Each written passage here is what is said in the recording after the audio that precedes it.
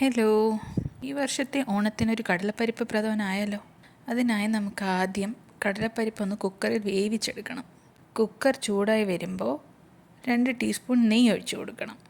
1/2 kilo പരിപ്പാണ് ഞാനിവിടെ എടുത്തിരിക്കുന്നത്. നെയ്യ് ചൂടാകുമ്പോൾ കഴുകി വെച്ച പരിപ്പ് ആഡ് ചെയ്ത് കൊടുത്ത് നല്ലപോലെ ഇളക്കി ഫ്രൈ ചെയ്യണം.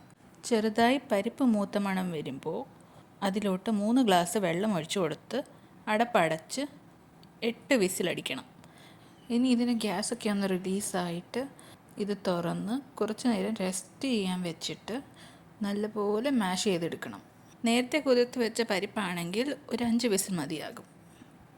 ഇനി ഒരു അടി കട്ടിയുള്ള ഉരുളിയോ ചരുവമോ എടുത്തിട്ട് അതിലോട്ട് ഇത്തിരി നെയ്യ് ഒഴിച്ച് മാഷ് ചെയ്ത പരിപ്പ് ഇട്ട് കൊടുത്ത് നന്നായി ഇളക്കി കൊടുക്കണം.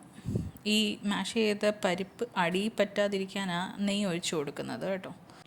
ഈ ഒരു സമയത്ത് നേരത്തെ മെൽറ്റ് ചെയ്ത ശർക്കരപ്പാനി ചേർത്ത് കൊടുക്കണം. എന്നിട്ട് വീണ്ടും നന്നായി ഇളക്കി കട്ടയായിട്ട് കിടക്കുന്ന പരിപ്പ് ഉടച്ചെടുക്കണം. 1/2 കിലോ പരിപ്പിന് ഞാൻ 1/2 കിലോ ശർക്കരയാണ് എടുത്തിരിക്കുന്നത്. ഈ മിക്സ് ഒന്ന് കുറുകി വരുമ്പോൾ കുറച്ച് തിളപ്പിച്ചാറിയ പാല് ചേർത്ത് കൊടുക്കണം.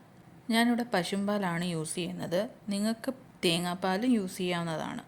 എന്നിട്ട് നന്നായി ഇളക്കി കുറുക്കിയെടുക്കണം. വീണ്ടും കുറുകി വരുമ്പോൾ കുറച്ചും കൂടി കട്ടിപ്പാൽ ഒഴിച്ചു കൊടുക്കണം. എന്നിട്ട് വീണ്ടും ഇളക്കി അതിനെ കുറുക്കിയെടുക്കണം.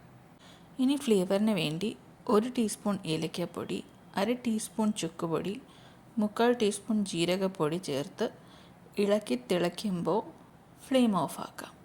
നമ്മുടെ പ്രഥമൻ റെഡി ആയിട്ടുണ്ട്.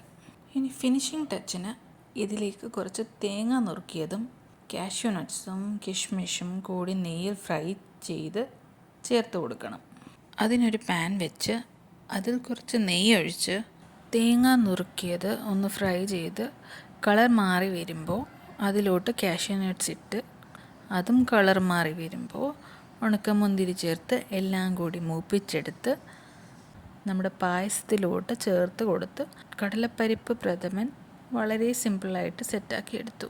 റെസിപ്പി ഇഷ്ടമായെങ്കിൽ please do like, share and subscribe to my channel. For more such videos, stay tuned to Satya's Kitchen.